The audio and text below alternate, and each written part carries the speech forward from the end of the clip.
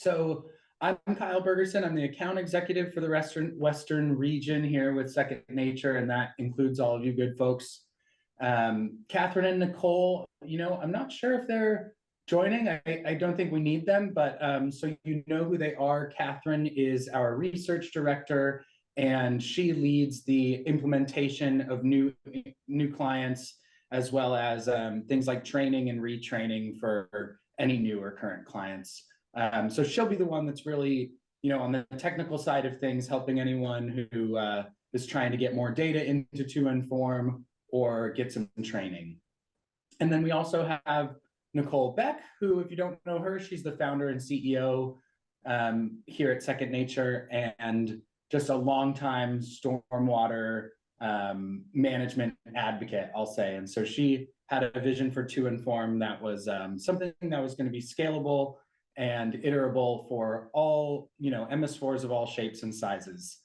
And she's really inspiring. There's a recent TEDx talk that I can share after the fact that she gave just a few weeks ago. And I think it's like kind of a great look into the why do we do this stormwater management, especially just beyond simple permit compliance.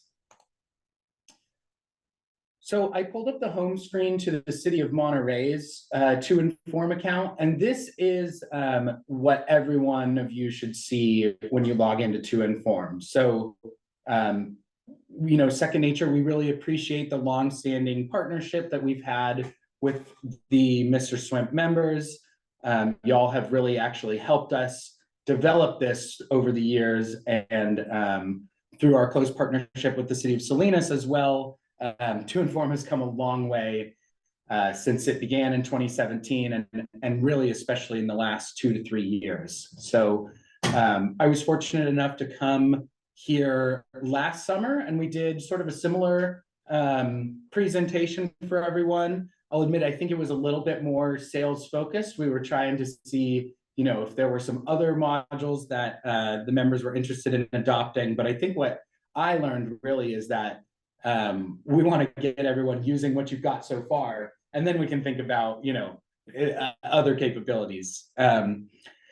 I'm just a viewer of the City of Monterey's account. That's for, security purposes, because nobody wants me going in there and messing around with the data. But there is one thing I wanted to point out, that next to annual reporting, you'll probably see a program impact evaluation modal, which I don't have access to, but we'll talk about a little bit more later. As you can see along the top row there, from construction over to public education and outreach, each of these is geared towards an individual or maybe multiple minimum control measure or otherwise permit requirement. The other 3 down below are just some of the other stormwater management requirements that we see in MS4 permits, trash being one of those, which is obviously here, it's coming down the pike, and by 2030, we've got that ambitious goal to be trash free.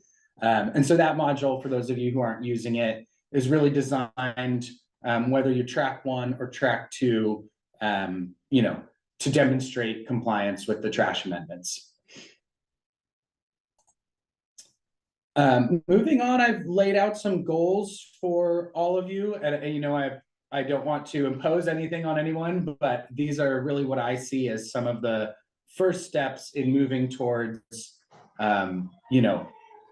stormwater management in light of the new permit, which is coming out. A draft has just been posted, all 400 pages of it. I've spent a few hours already going through and making highlights and identifying some of the new language that's in there, and I'd be happy to share my PDF with highlights and annotations after the fact for anyone, if that would be helpful for anyone, because I know if we can work as a team to go through that PDF, teamwork makes the dream work. So happy to provide any insight or notes on the new permit requirements.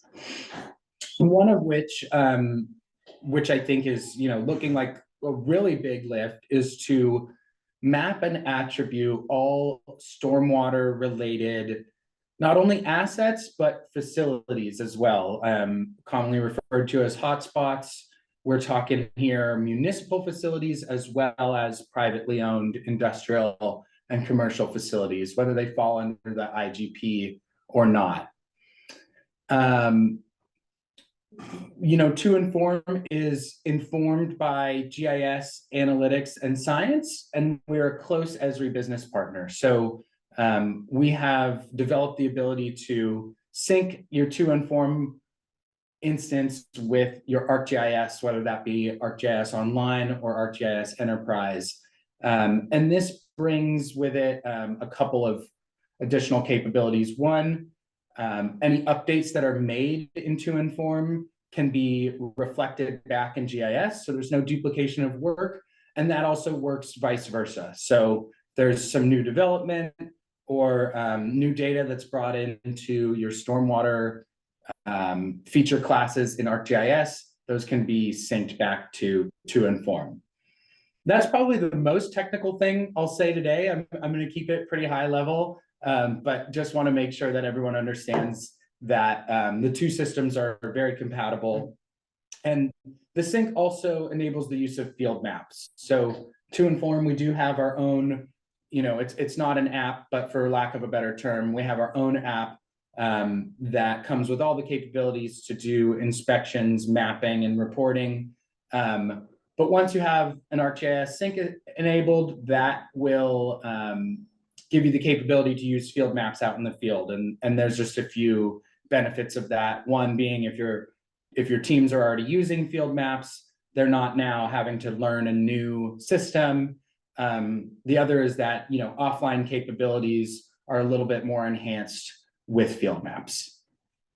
So today I want to go over the capabilities in 2NFORM that are available to you now. I showed the home screen, but I will dive into 2NFORM and go over one by one within the modules, sort of what's in there and what you can start using today. There are also some other modules to consider. I think I'm going to dive into asset lifecycle optimization a little bit, which is not a module that the Monterey Regional Stormwater Program is currently subscribed to. But I think as you start to delve into 2NFORM more, get your assets and your facilities mapped and into a standardized database in there, in the future, the capabilities of asset lifecycle optimization will really help work towards some of these new permit requirements to identify the consequence and the likelihood of failure of each of these assets, and to help start to plan for future investments. What's our 5, 10, and 20-year plan for rehabilitation and replacement? Lastly, this is something that we hear from a lot of our users that Second Nature is unlike other software companies, and one of those reasons is that we come back around and we provide complementary services like this, refreshers, if you will, as well as a really robust online help center and support, contact support, which I know Kevin mentioned in his presentation last month about what a great experience he's had, not only on his own, using the help center documentation to guide his use, but when that isn't enough, reaching out to contact our support. We do offer training and professional services as well. So, if we want to scope out a more formal training or service offering for any and all of you, I'm happy to get those conversations started. And like I said, Catherine will really be the one to work with you more closely once that potentially comes around. So as I mentioned, 2NFORM's closely. From Kevin Anderson in the, I think. Is it in the chat? Yeah, I think he raised his hand. Was that true, Kevin, or did you just give him a thumbs up? Yeah, sorry, I was just giving you the thumbs up. Yeah, kudos to your help. I can attest I've had a great experience with you guys. You guys are always quick to get back to my questions, and been a pleasure working with you. So good to see you again, Kyle. Good to see you, Kevin. Thanks a lot. Thank you for the kind words now and before. It's just a testimony. It's a true testimony to, the work that we do with and for our users. We really value our users' success. And so, I don't bite. Don't be afraid. None of us do. As I mentioned before, we are very closely integrated with ArcGIS, and I was just going to show one quick example of this. We are able to help you stand up a public-facing website to help meet those public education and outreach requirements. And we've done this with the city of Salinas. If you haven't seen the Clean Water Salinas website, I really encourage you to go check it out. And in there, they are syncing data from their 2NFORM account directly back to this website that we've helped them stand up. So anybody can go here and check out all of the green infrastructure features within the city of Salinas. If you click on them, you'll find more information about that specific green infrastructure project.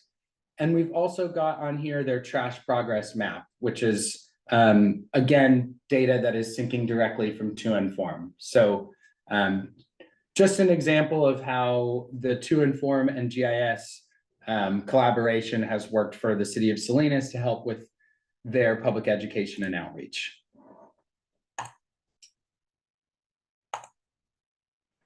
There was a question last time on inspection reports from Kevin's presentation. I believe he had shown a facility inspection report. There was a question about whether or not those can be done for individual assets. So on the right here, just have a screenshot. This is an example from one catch basin inspection.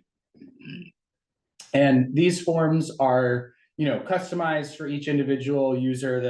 The City of Clean Water logo at the top is replaced with the City of Monterey's logo, for example. And the information and the wording in here, is completely configurable. But these are something that's automatically generated as soon as an inspection report is completed in 2NFORM. Now I thought I'd show the homepage to our demo account. This is, probably exactly what Heidi sees when she logs in, Heidi from the city of Salinas. This includes all the modules. So you're now seeing every module that is currently available in 2NFORM, as well as some of the others that we're still working on. Permit requirements are constantly evolving, and so we're constantly working to keep up with them on behalf of our users.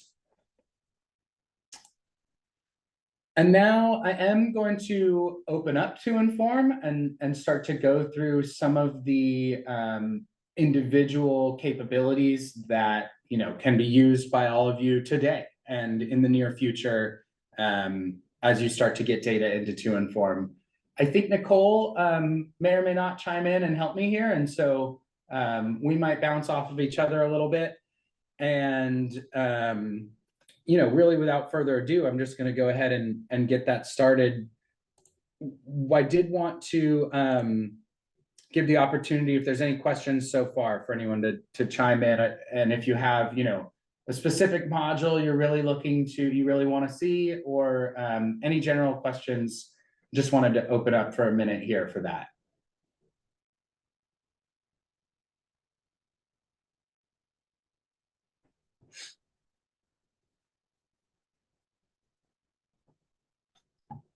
Okay. All right. Well, I'll start in municipal maintenance. This is the module that we use to map all of the hard assets and green infrastructure in the storm drain network. So looking at the new permit, we have requirements to map and attribute all of the stormwater hard assets. And they're giving initially 2 years to have all the outfalls. So they're starting with outfalls, but by year 5, the other categories of stormwater hard assets will be required to have been mapped and attributed and assessed by the end of year 5, which is really a big lift. I think 5 years in my young life sounds like a long time, but after 2.5 years or almost 3 years now with Second Nature, I'm starting to learn how fast that can really go by. So, you know, just emphasizing the opportunity to get started now and get ahead of things while we still have time.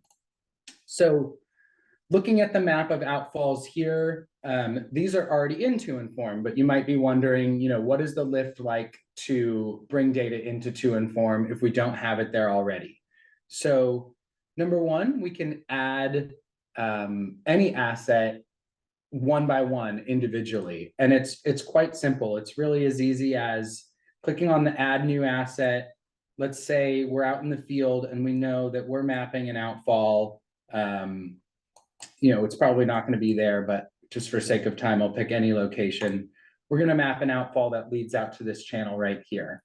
All that we need to do is give it an ID. You can see that the geocoding is automatic for the street address, the latitude and longitude. We can give an orientation to the outfall and also say that this is a completed outfall. The install date is, how about today? So once that's done, I don't need to fill out any additional info, but there's all sorts of you know, attributions that the water board is asking for that can be maintained right here. So we can denote the asset material, the type of outlet, shape, size, all of that. We can also apply a routine site visit. And so I think I saw in there that every outfall needs to be inspected on a 5-year term. So if we do 20% of those each year, you know, then we'll get to 100%. So I'm just going to set a routine site visit and move on. As soon as that outfall's been added, I can go ahead and do an inspection on it. So, oh, I think I added it outside of the boundary, but that's okay. I'm going to go ahead and just click on this outfall. Immediately, we have some information, some basic information about the structure. We can view a history of previous inspections. If there are any photos in here, they'll appear. And now, you know, as I open this to do an inspection, this can be done from a desktop, but also from any phone or tablet. And if you have that GIS sync enabled, this can be done using field maps.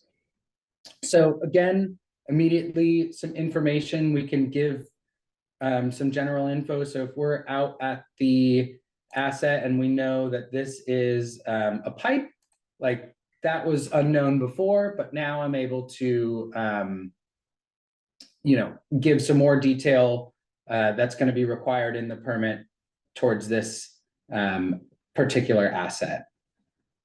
We can also do dry weather screenings and start to follow up on illicit discharge investigations. So if we're out at this outfall and we notice that there is any flow present, these forms are responsive. And so as soon as I hit yes, you will see a couple more tabs appear along the top row. So once I've hit yes, we have this field measurements tab and an illicit discharge tab. So, you know, if there is dry weather flow at an outfall, 72 hours prior or more to a rainfall, the water board wants us to do an investigation. And so there are visual observations and field measurements that can be gathered and recorded here in 2NFORM. I'll go ahead and say, you know, let's say that we're getting an odor of petroleum and gas. It has a brown color to it.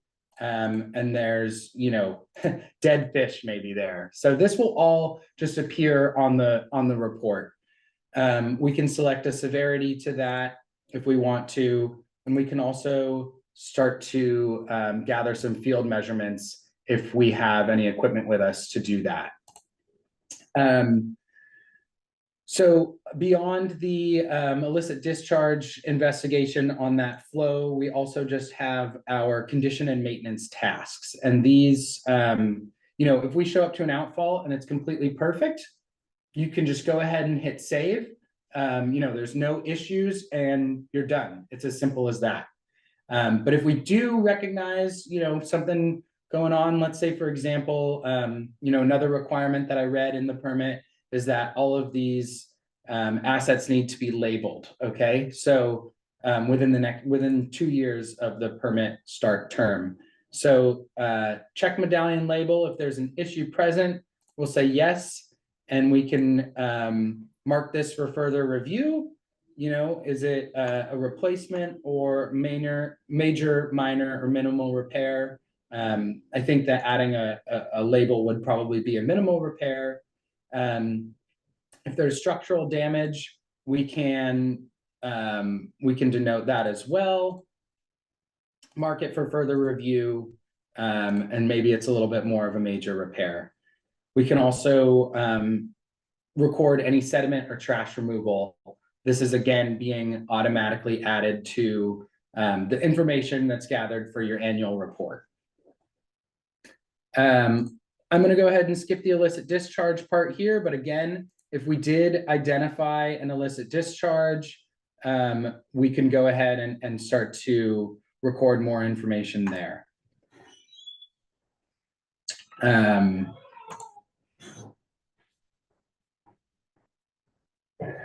So any question, and now this routine that I've showed you here is now iterable for all of the other assets as well. So catch basins, your green infrastructure or structural BMPs.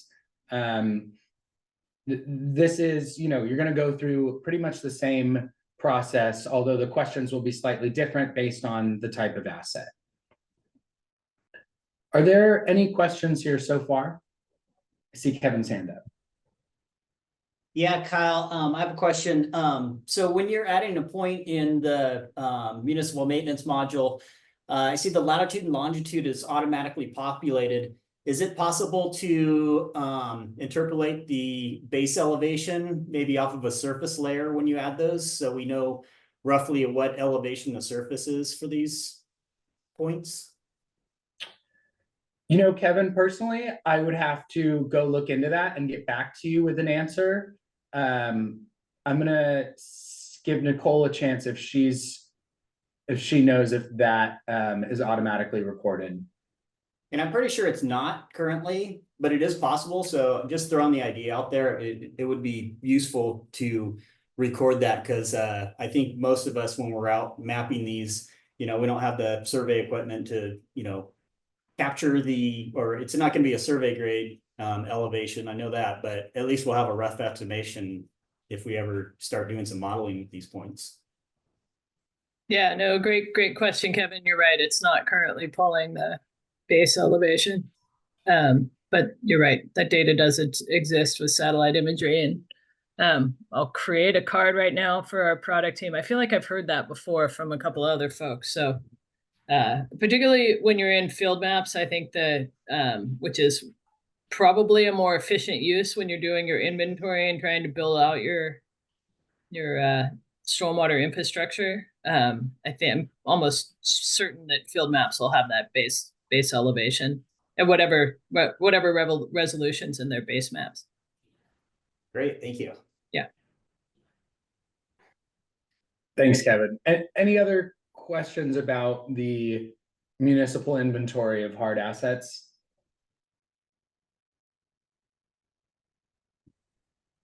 That would be good to show the to-do list. Yeah, absolutely.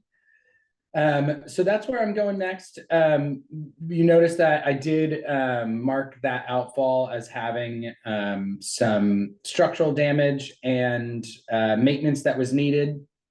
So we do create these to-do lists as well. And so I'm going to switch over from the map to the list view here. Within the inventory, we noted how often this asset was due for an inspection. And so all of the outfalls that we see here in this list of routine inspections were automatically placed here by the system as you know, it understands that if something hasn't been visited in the last 12 or 24, however many months the inspection frequency is, it'll get added to this list so that we know what work needs to be done. The other side of the to-do list for outfalls here are those outfalls that have been recognized as needing some routine maintenance. And so right here, you know, we can sort this list in a number of different ways. The types of repairs that are needed to be done are listed, as well as the action. And so, oops, excuse me.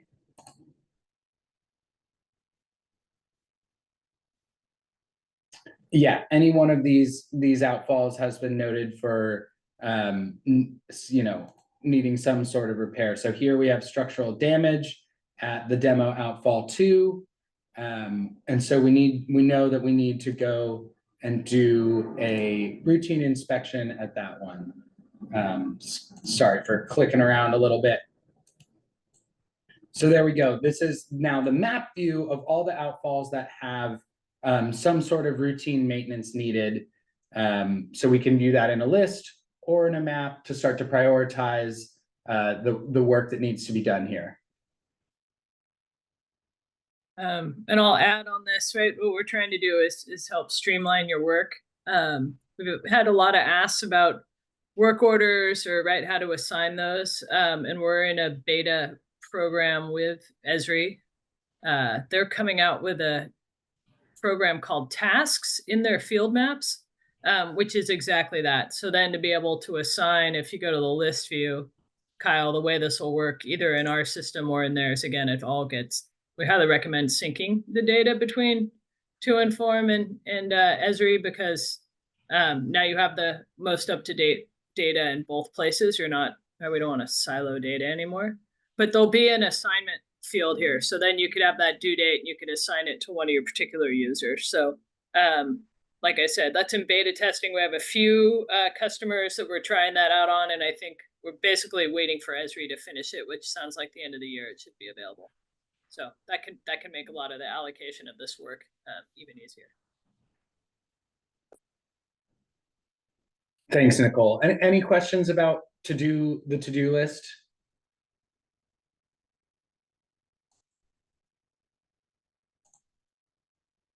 All right, and as I mentioned, you know, just for example here, I can switch over to catch basins, and this one, for example, also has a missing information tab. So all of the outfalls that you know, are missing some sort of key piece, key attribution status, those are automatically identified for you so that you can start to work towards that attribution status that the water board is looking for.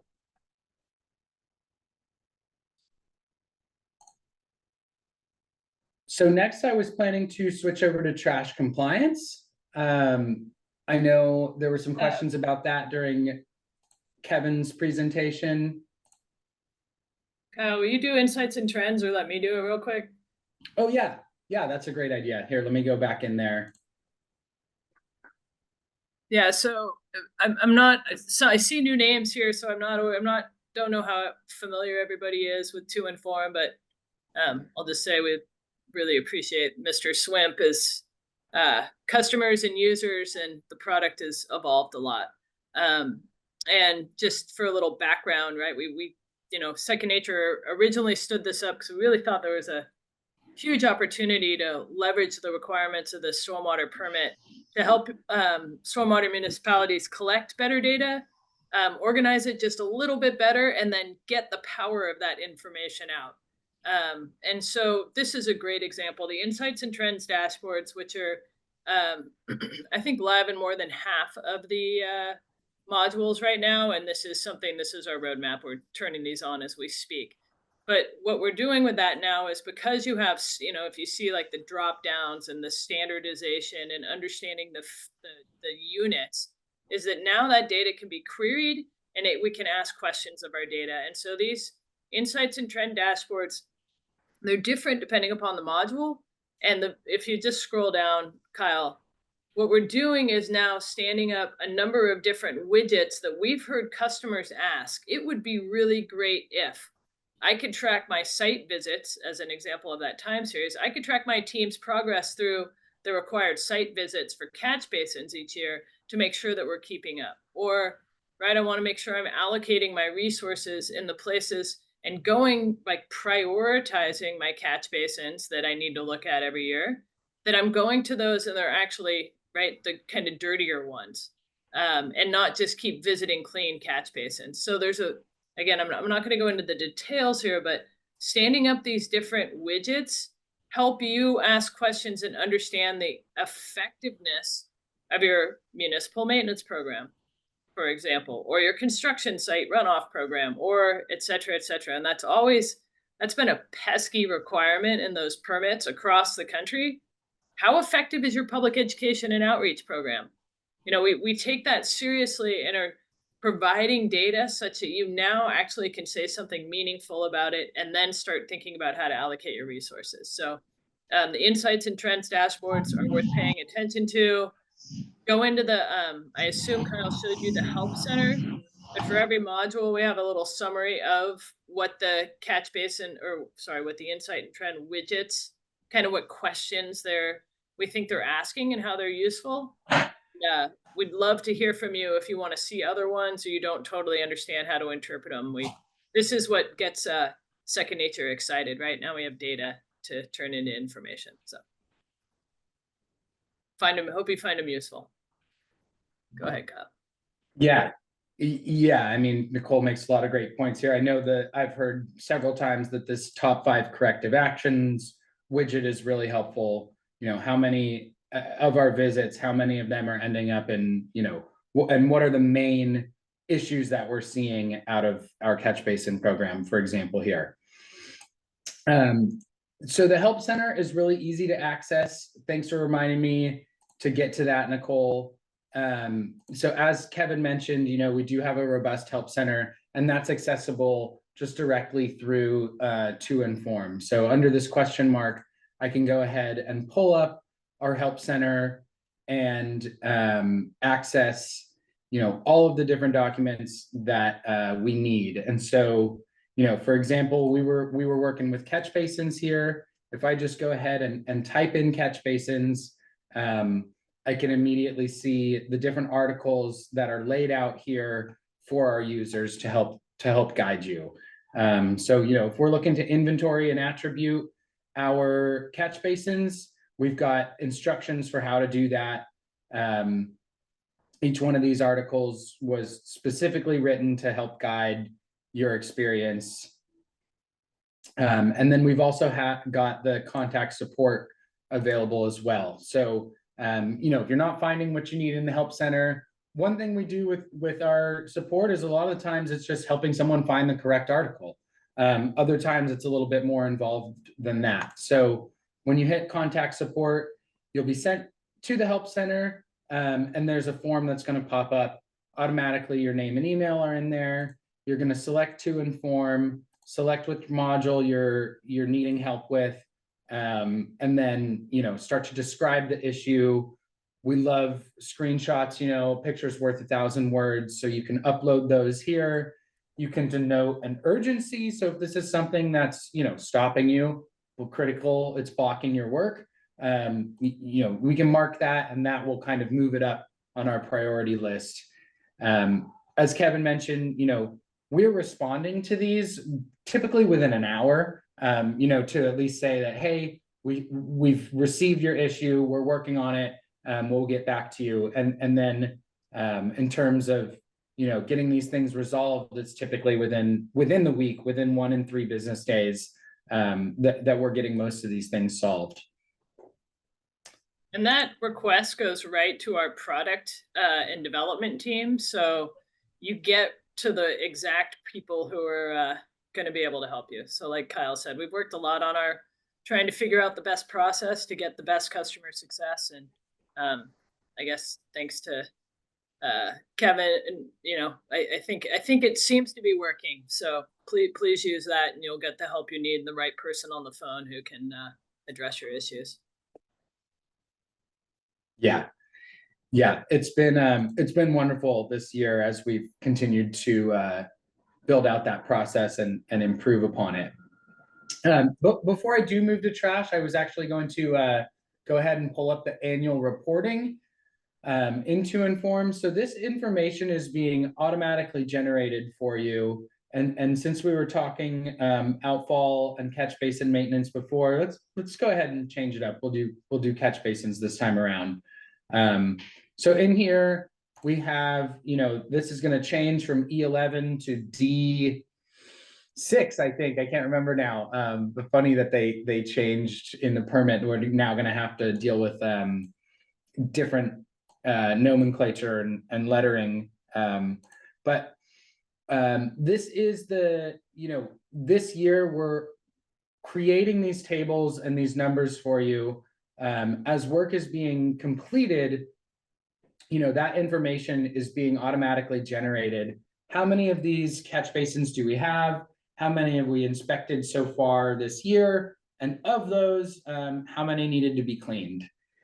And then we also generate, some narrative summaries to just help you fill out, the information in here is directly related to the information you're required to fill out in SMARTS. So you can go here and you immediately have a table and a narrative summary that tells you, exactly the information that you need for annual reporting. So really streamlining that process where we want to, eliminate the drudgery associated with stormwater management. I'd love to share the example of Heidi in Salinas. She used to spend half of the year working on her annual report, and she graded her annual report process based on how many migraines she was having throughout the process. And so we've proudly got her down to 0 migraines in the last few years.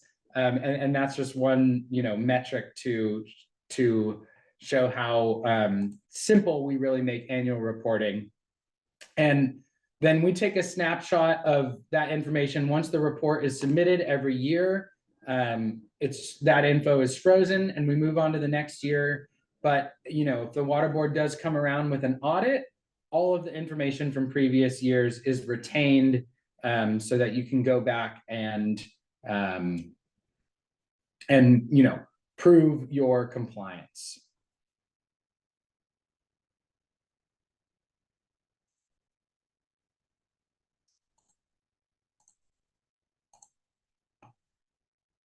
All right, so back to the home screen. I was planning to do trash compliance next, but I wanted to open it up here again, see if there were any specific questions about the different modules or permit requirements that people are experiencing or have concerns or just general questions about.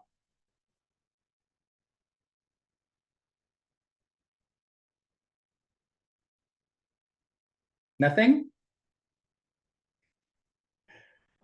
Yeah, anything that you all are really curious about, or would love to help you all better understand how to use 2NFORM and where it might be able to support your work.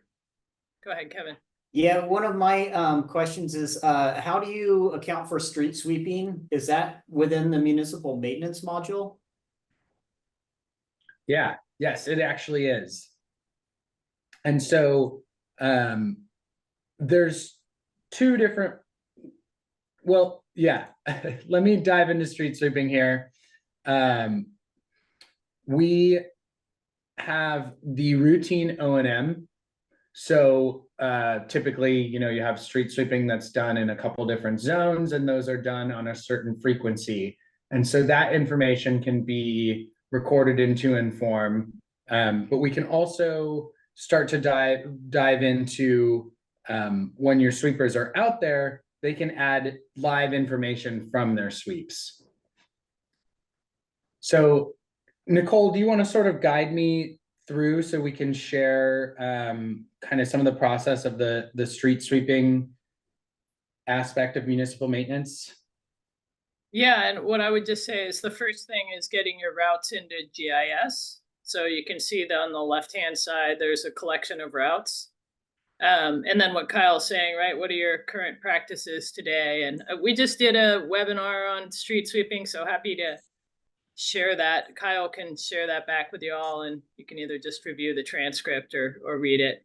But once you get your routes in here, then yeah, what is the frequency and what type of sweeper are you using, and what's your general curb accessibility, and a bunch of tricks if you don't have that mapped to get that in for each of these routes. It's actually, like I said, not super hard. It's kind of similar to the app that you can use to go evaluate and do trash assessments.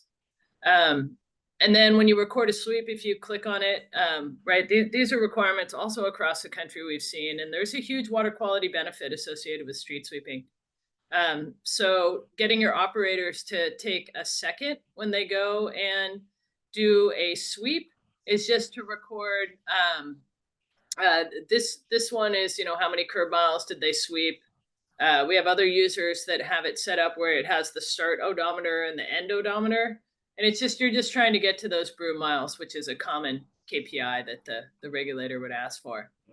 What type of broom did you use? And then what's your curb accessibility? You can see this categorized. So provide a bunch of ways to think about, it's like, it's not super accurate, but it's relatively reasonable. And, if you can't get to the curb and the sweepers sweep in the middle of the road, they're missing the main parts of the where the debris is residing.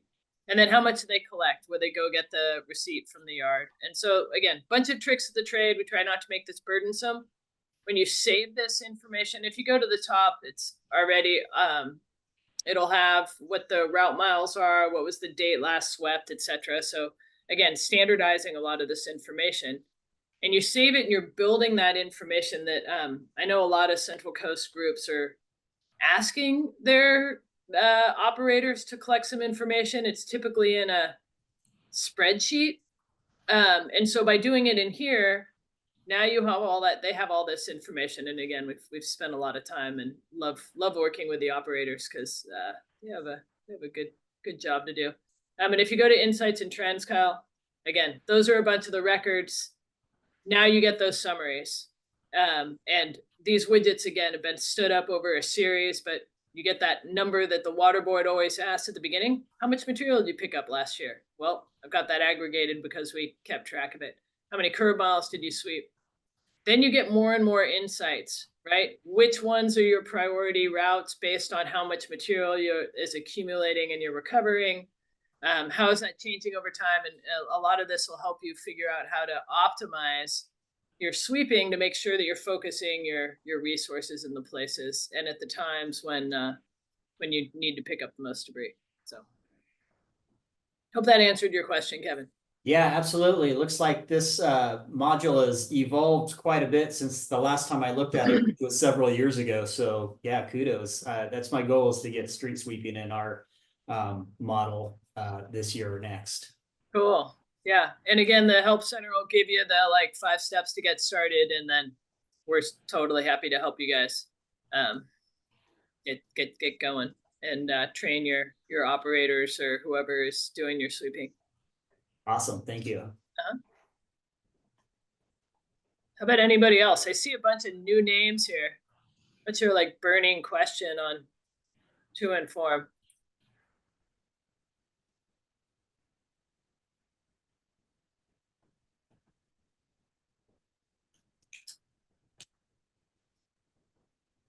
Not one, huh?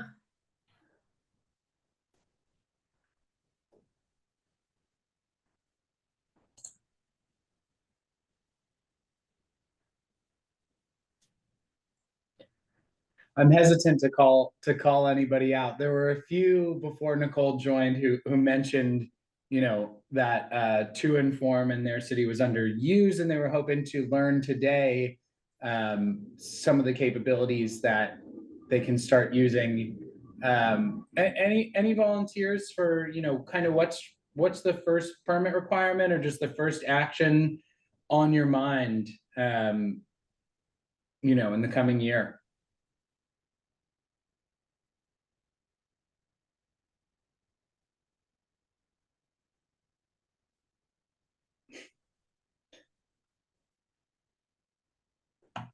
Well, let's go All into right. post-construction, Kyle, since we're doing another webinar. I don't know if hopefully y'all are on our emails, but we're going to talk about post-construction.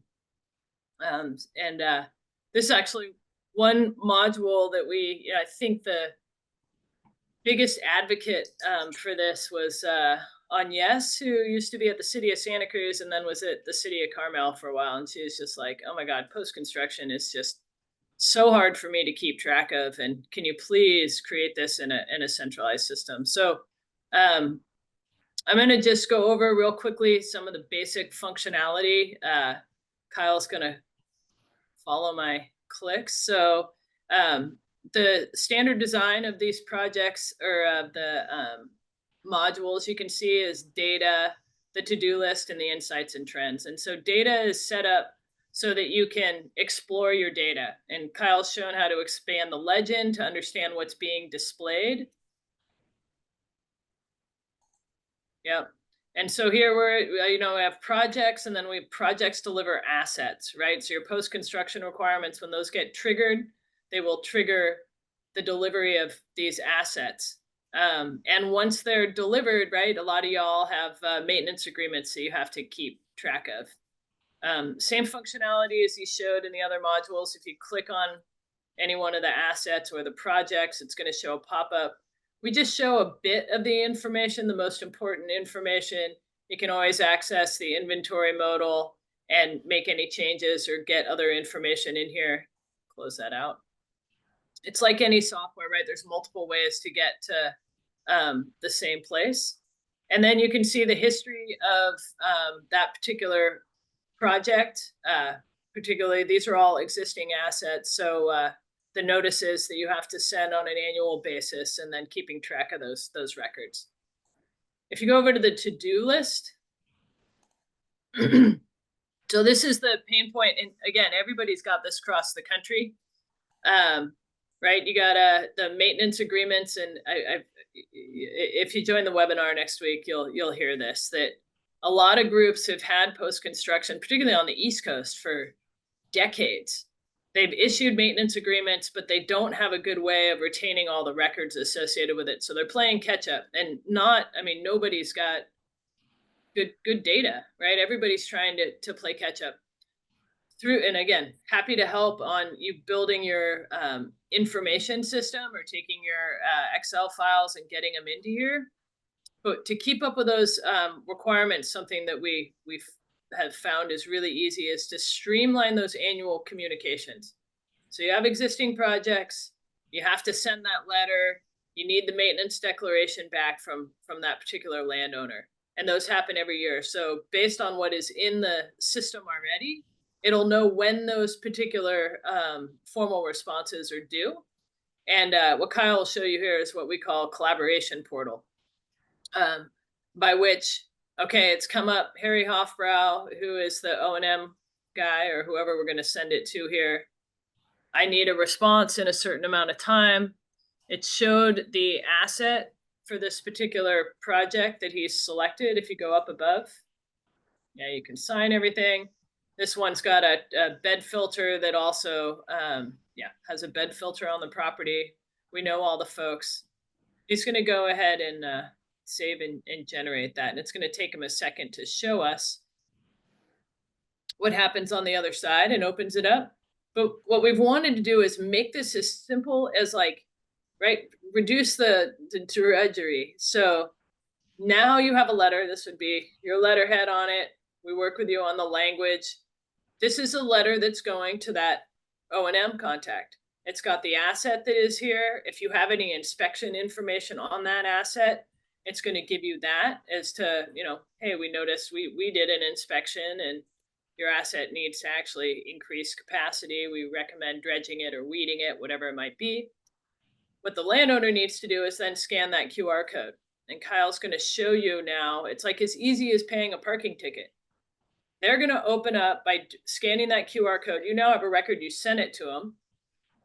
They can then, this is exactly what they would see. Oh, I got the letter, read the information. I understand I've got this asset. Yep, I've actually done the inspection and maintenance per the requirements that I have.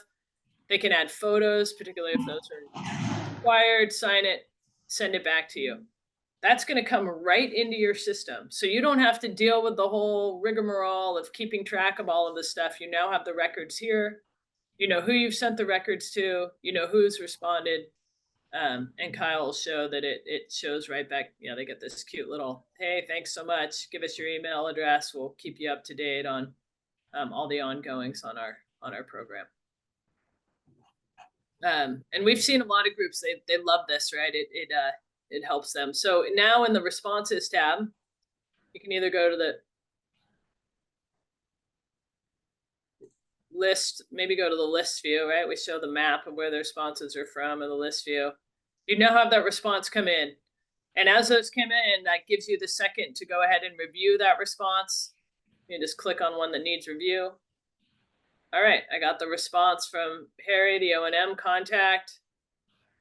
And I can either, decide to approve, say, no, this isn't good enough. Send him another letter back that says, actually, I need the photos. The photos are required. Here's my instructions or need, whatever it might be.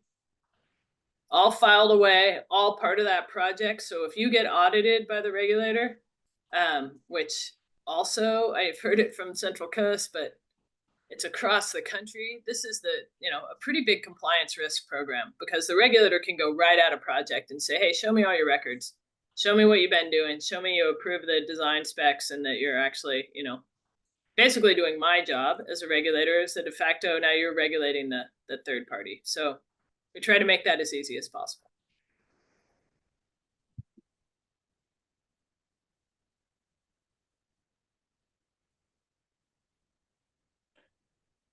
And we do allow the routine here for that, that letter can be sent saying, hey, you're due to inspect your assets and let us know if they've been properly maintained. We also have the routine where, if you go out yourselves, you can do an inspection and then send that inspection report that says, hey, we did an inspection, and either you're doing great, we're just letting you know, thanks, or hey, we found some deficiencies and it's time to perform some maintenance on that asset.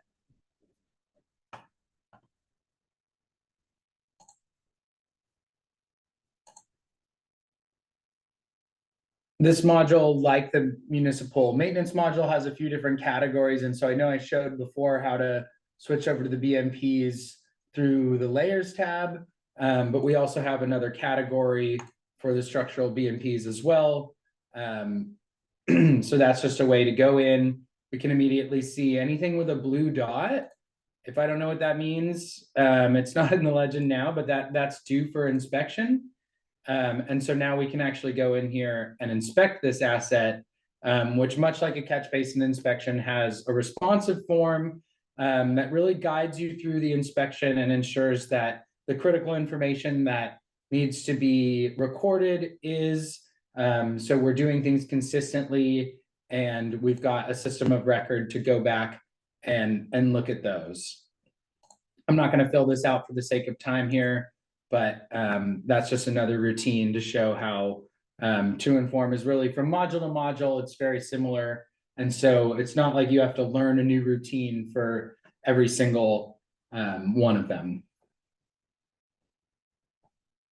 Again, the information that we record throughout the year here is also being aggregated for the annual report. And we don't see it today, but pretty soon we'll have an insights and trends that is actually, it's already here for the projects again. So this should look familiar. We've got our number of projects, the formal communication sent, all sorts of different widgets that we've just heard. How many responses are we getting per the number that we've sent?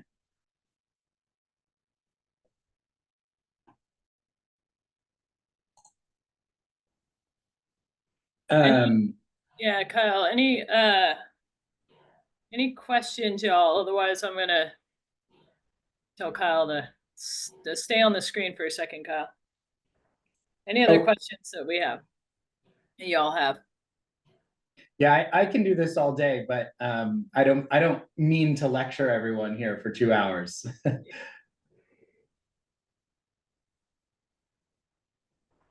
All right, so one thing that you know, again, if there's nothing of interest, we're happy to answer any questions and kind of, but one of our mantras is we want to be interested, so we'd love to answer questions you all have. I will say something, if you go into the user thing, just so folks understand. So, right, you have an account for your municipality. You can add as right now, I believe you all have unlimited users.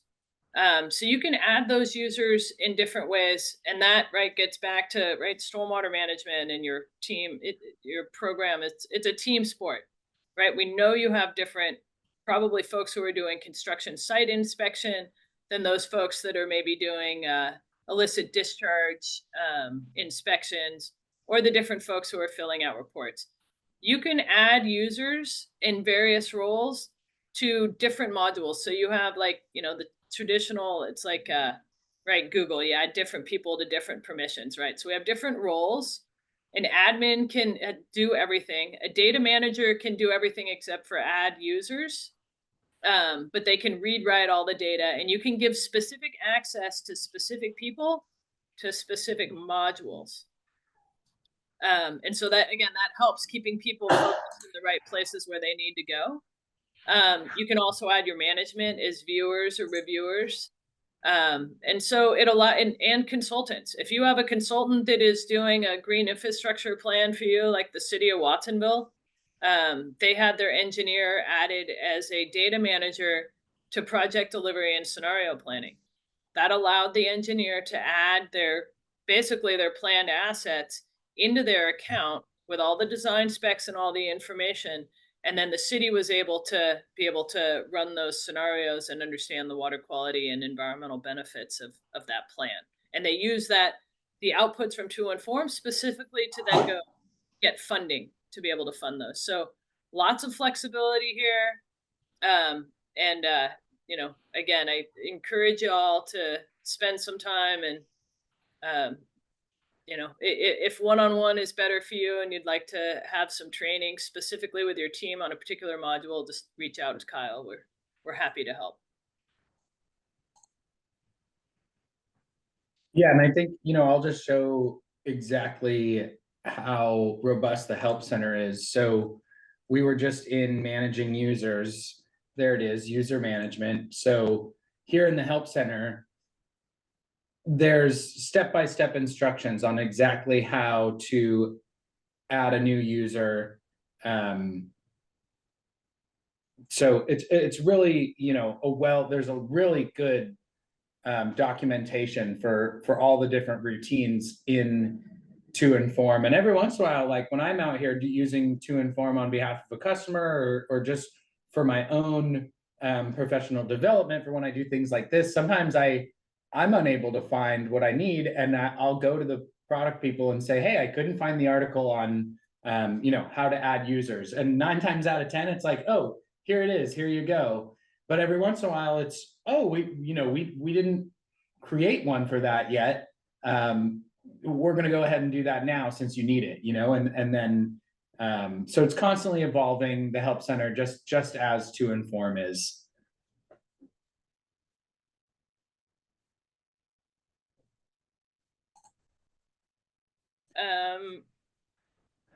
One more beg for questions. Michael actually has his hand up. So yeah, go ahead, Michael. I have a kind of a PCR related question. So I know our development review team has kind of a struggle each year creating the information for the PCR annual report that's due. And I was wondering if you guys had like a way of tracking that, or if that's something that you guys thought about, because for the separate annual report that's due for the PCRs, there's specific information required that has to be generated each year. And our development review team kind of has a hard time producing that information. If you guys have thought about that. Yeah, Kyle, click into the off-the-shelf summary here. Go ahead and do that. So I know some of the summary of the KPIs are, you went into the wrong one. Oh. believe. There's a post-construction one down there, I think. Keep going. Was that not post-construction, public and private BMPs? No, keep going. There you go. Ah, there we go. So, and different, across country, they have different performance tiers. I think this is pretty consistent with what the Central Coast requires. So keeping track of what those performance tiers for each of the projects, how many projects do you have, how many new ones have come in, which ones have you inspected. So this is the summary roll-up in a tabular format. And if you click on the summary, it's got keep going down. So it has all of the information, again, in a format that provides a lot of the record requirements that you likely have associated with that. If you click on the year, Kyle, so in the annual reporting, when you do submit your record to and upload it to Smarts or whatever, you're like, okay, my data's done.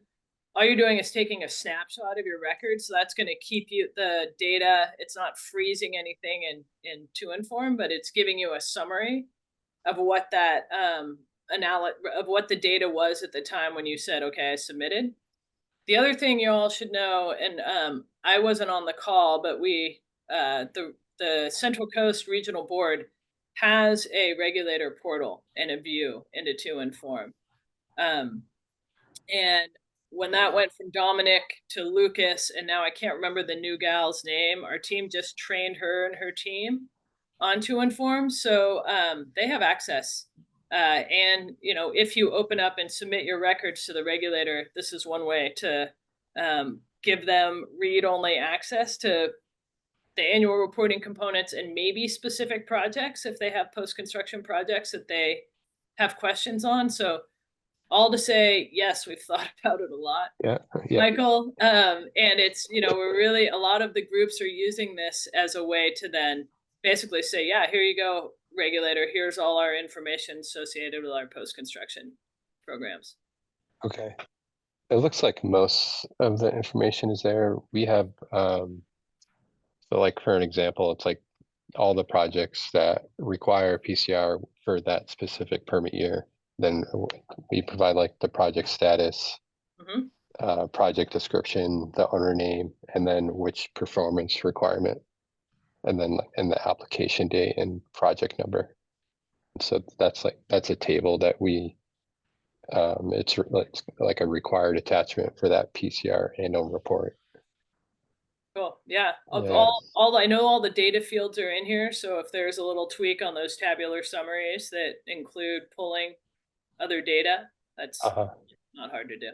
Okay. So it would be a matter of like the staff kind of entering, I guess, like there's not currently necessarily like a specific module now for, say, like development review staff member to like enter that information, and then it gets recorded, and then when it's time to generate the annual report, that it gets like summarized for that permit year. Yeah, that's the post-construction module. So yes, there is a permit there. So all the permitting information comes in. There's some permit review stuff. Again, devil's in the details on that. But this is once the stormwater team hands over. So you can add a new project that's in planning, add all the permit information associated with it, and be able to, again, I think we're pretty close to what the requirements, what the input or the data information management requirements are for the post PCRs. Okay. And then how you get that out. Again, we have a number of groups in the Central Coast that are using pretty similar to what's in this demo account to be able to do their annual reporting. So okay, and then you can, I guess it'd be important to like capture like specific permit year based on the final it always date. Knows, it always knows, right? When you add a new project, it's going to say what date did the planning happen. It goes from planning to design to construction to completion. There's a date associated with that, so that whole time frame of project delivery is being tracked in the system every time you change its phase. And Kyle's randomly clicking around right now, but all that functionality's in here. And could you like filter by, say, if you wanted all the projects that were finalized for a certain permit year, would you be able to grab that? Yeah. Go ahead and cancel out of this, Kyle. and go into the data tab. Well, I guess one of the things he hasn't shown is the filters. Let's go over to the filter. So this is explore your data. And again, for that particular year, that's what we're trying to summarize for the permit, for the annual report. But you have tons of different ways to be able to filter your data by performance tier, by date, by approval, by in these, the filters similarly, super easy for us to add additional filters. So you can see here, I want to see all my private projects and I want to see the date that they were completed. So you can put in the last 12 months if you wanted to. It'll filter it that way. And if there's something that we're missing, again, if that data, as long as the data is coming in a structured way, we can filter or do, please stop, Kyle. We can filter or create insights and trends or do summaries in the annual report to be able to show those for you. Okay. Yeah. Thank you. Yeah. Yeah. Good question. One thing, if just one quick thing, if I could add, I know the user can enter it, but if you could just, if it was set up in a way where you could just do like a quick search based on the permit year, then that might be helpful for us. And when you say the permit year, you mean the year, what do you mean? The year of your MS4 permit or the year that it's constructed? Yeah, the MS4 permit. So for that, for a specific annual report, you want to like pull information for the, 24, 25 permit year. Kyle, we go to the annual report again and just show that back into the, so go all the way down to the post-construction one. Yeah. That's what that snapshot is at the years. So go to 2020. So those are the records that would have come in that year. You completed 15 records. Okay. Here's the aggregated summary. And then if you go to the summary with the tables, there's more specifics here that again can be expanded or contracted. Roll down to the bottom. Yeah. So got more detail about the non-functional BMPs, etc. And if there are fields in these tables that again, as long as they're in the input fields, that you need to report, then those can come right in here too. Okay, great. Thank you. Yeah, hopefully that helps. Good question. We know this is a pain in the butt for folks. And I'll share the registration link for our webinar that we're giving on the 22nd, which I guess that's a week from tomorrow. On post-construction compliance in 2NFORM, using 2NFORM. And that's just another thing that we do for our users and even people who aren't currently users is we put on, somewhat regular webinars and training series to, really just provide more help and support for our users and guide you along with your journey in 2NFORM.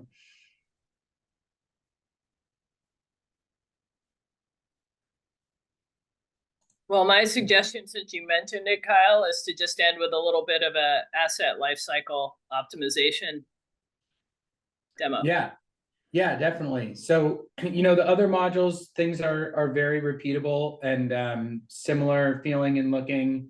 With industrial commercial, for example, you can add your projects in there one by one, or you can bulk upload them. And as soon as they're in there, you're ready to start doing inspections on them.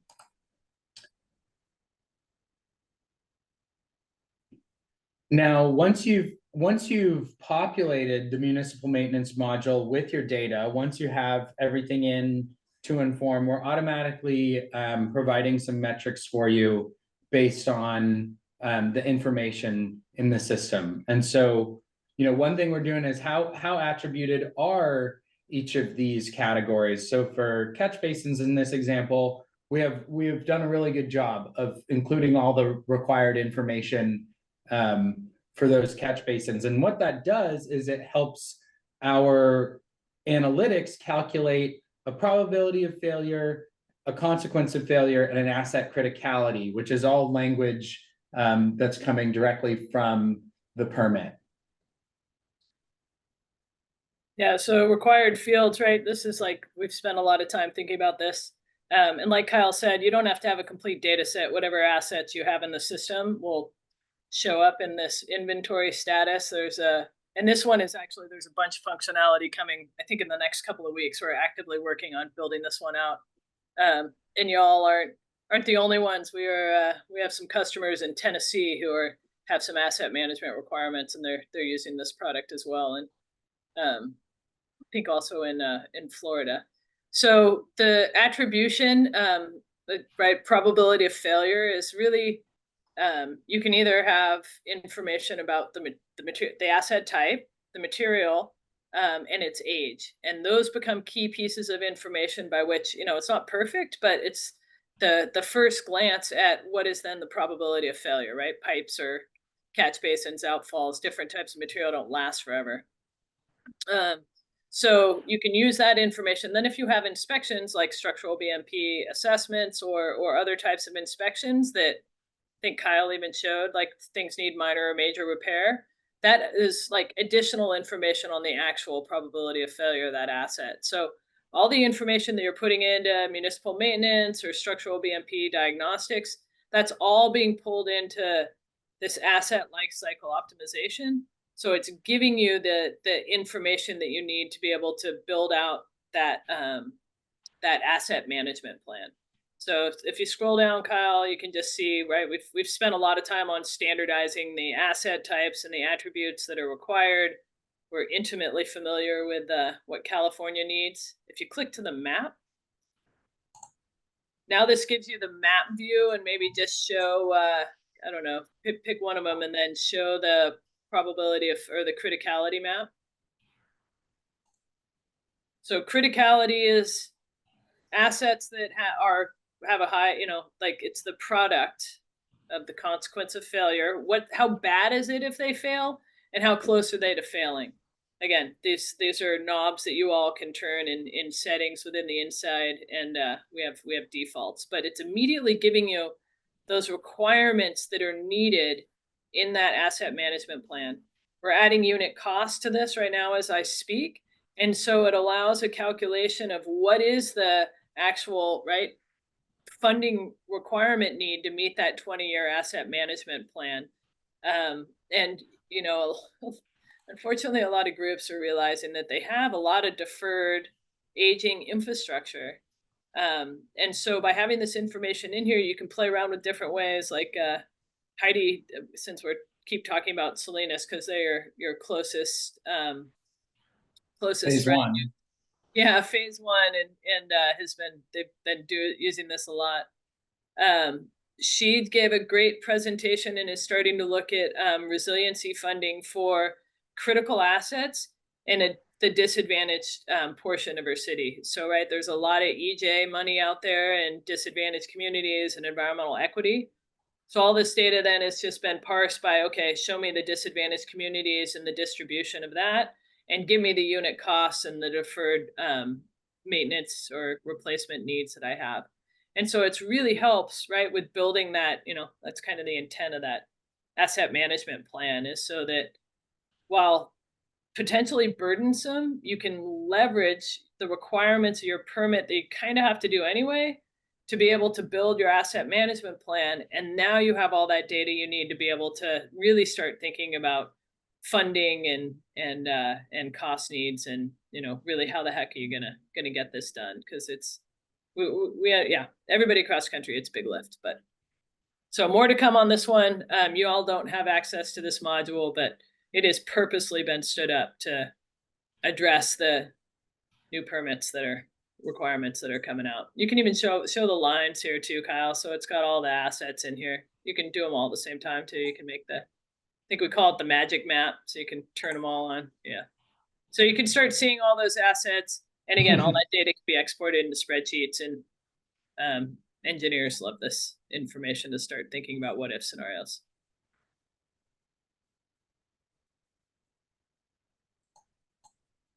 All right, Kyle, I would wrap up unless we have any other questions here. Yeah, give a quick question, a quick moment for other questions here. I'm continually amazed by the work that our team does on 2NFORM. It's constantly being improved. So it makes my job of, selling this to new people much easier by the day, as we continue to build upon the system based on feedback we hear, or, you know, new permits that continue to get rolled out by the water board. I want to leave you all with my information, which I guess I forgot to add here. So I'm just going to go ahead and put that on the screen somewhere, so that everyone has it here. Okay.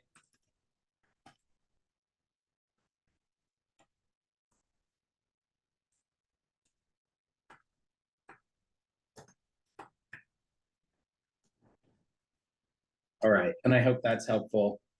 Yeah,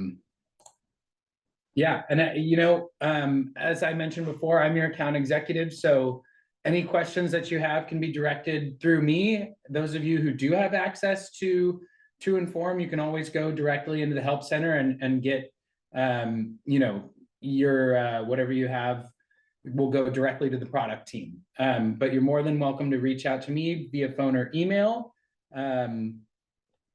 And yeah, I mean, if there aren't any questions, you know, we'll share, this recording will be shared. I have a few things to follow up with, such as the recording of the street sweeping webinar, the invite to our post-construction webinar. And Kevin, I'll be sending you some more information on street sweeping to, I'll send you the Help Center articles that are related to that. But really just like to thank everyone for, you know, devoting your time today to hear again from us. We really appreciate the long partnership that we've had with the Monterey Regional Stormwater Management Program.